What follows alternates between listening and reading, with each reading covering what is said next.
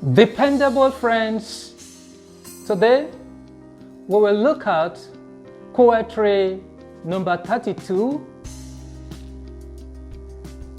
titled, "While one says there is a lion out there, the other says there is none." This accounts for the difference between the retrogressive and the progressive, supported by the story. Kanye and Ebube were friends. Both were 60 years and above. However, Kanye was a successful transport owner, commanding a fleet of buses whose numbers were confusing on account of their vastness.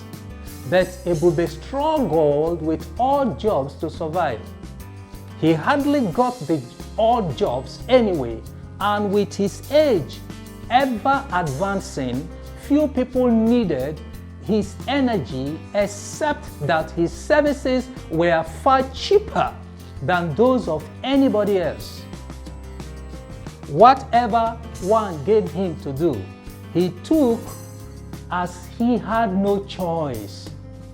Even little boys called him to help carry some load of some sort in the market or to their homes. Having never learnt any trade, he could do nothing else, hence was mostly seen at lorry stations struggling to carry loads even by force. His wife owed almost everybody in the town and beyond, so no one was ready to credit anything more for her. His children could hardly attend school as they had to engage in menial jobs too to survive. Even those forced to go to school were hardly good academically, as they were most of the time tired in class and hardly ever had books to read. Kanye happened to be their god, as he mostly had to step in and help out to avert the worst. One wondered how it happened that these two friends who grew up together were so starkly opposite in terms of success. The truth is, though they were friends, their attitude toward life was different. Kanye was a proactive person, Ebube was lethargic. When they were young, both had no support after completing their elementary education.